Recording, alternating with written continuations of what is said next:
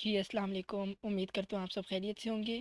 आज हमारी क्लास 3 है। उम्मीद करते हूँ आप लोगों को क्लास 1 और क्लास 2 पसंद आई होगी।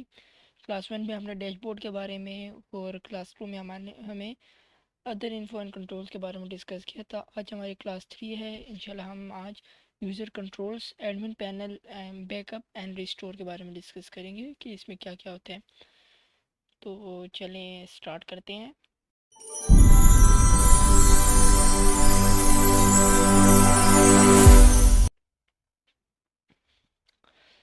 सबसे पहले आ जाते हैं यूज़र एंड कंट्रोल्स में।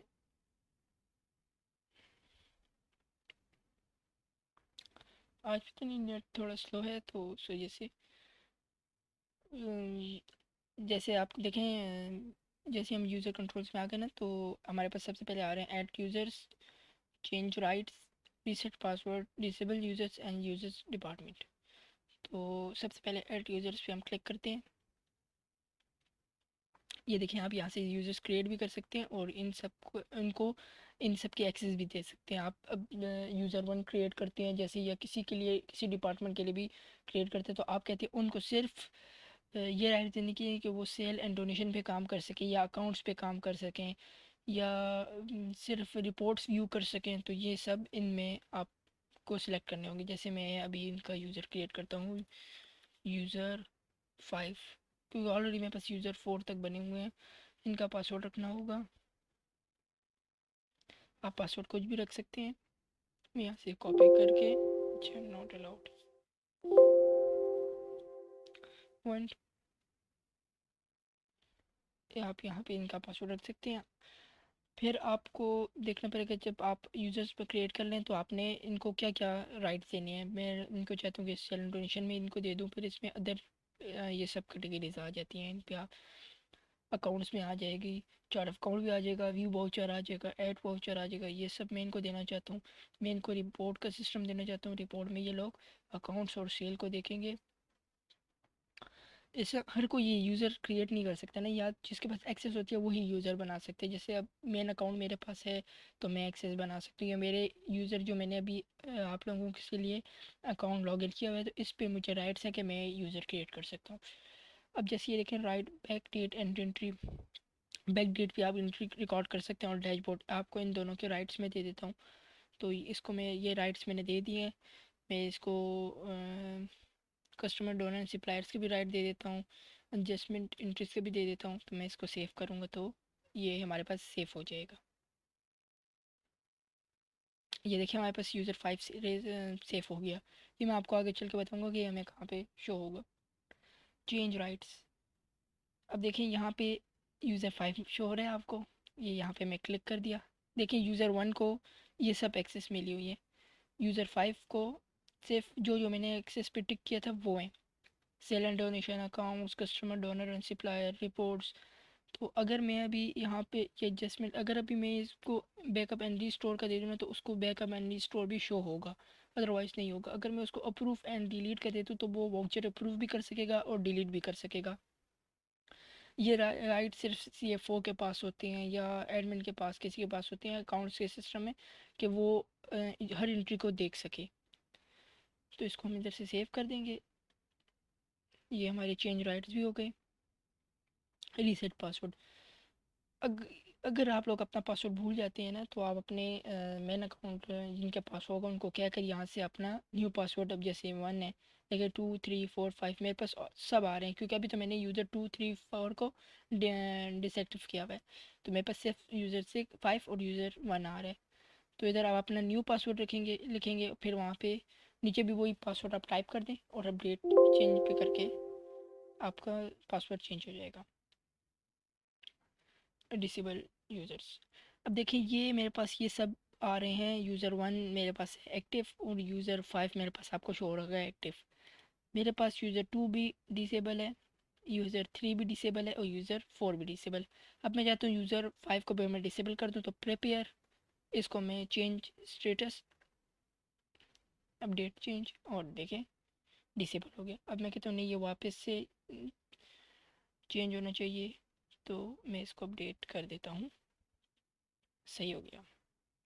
यूज़र डिपार्टमेंट्स, अब ये देखें यूज़र डिपार्टमेंट, मेरे पास यूज़र सब यूज़र्स आ रहे हैं ना, सब डिपार्टमेंट्स को मैंने सिलेक्ट किया हुआ है। बीच में ये 4 छोड़ के कॉमन डिपार्टमेंट, मोबाइल, क्लिनिक, एजी ट्रस्ट, पिशावर ऑफिस, ये मैंने छोड़ के ना और सबको सिलेक्ट किया। अब मैं इसको प्रिपेयर भी करता हूँ। अब देखिए मैं आपको बताता हूँ, ये यूज़र नहीं आ रहा क्योंकि मैंने इसको डिसेबल किया हुआ है।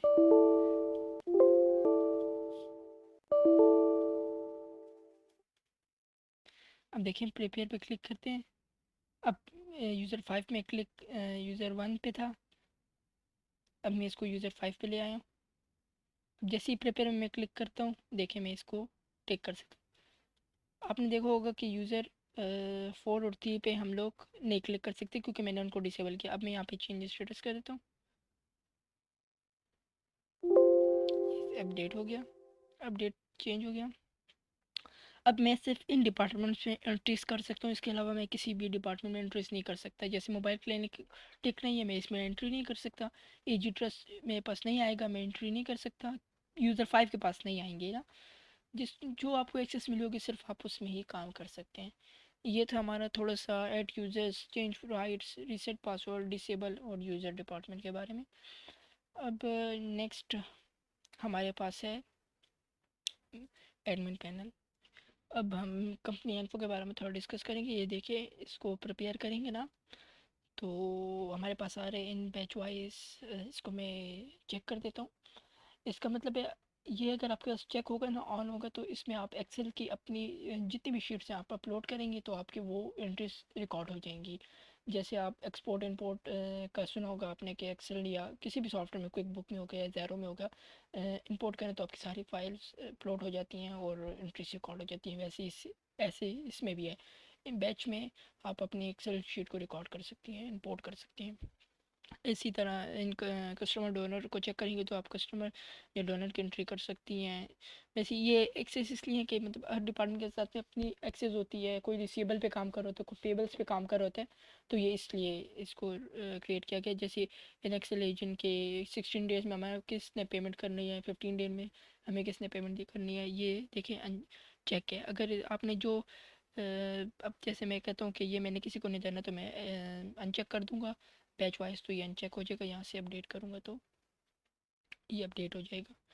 फिर मेरे पास अटैचमेंट आ जाएगा। इसमें ये होता है कि आपने अक्सर देखा होगा कोई फाइल हम लोग कोई वाउचर बनाते हैं या इनवॉइस क्रिएट करते हैं या कोई ऐसी चीज़ होती है तो हमने उसका वाउचर साथ लगाना होता है।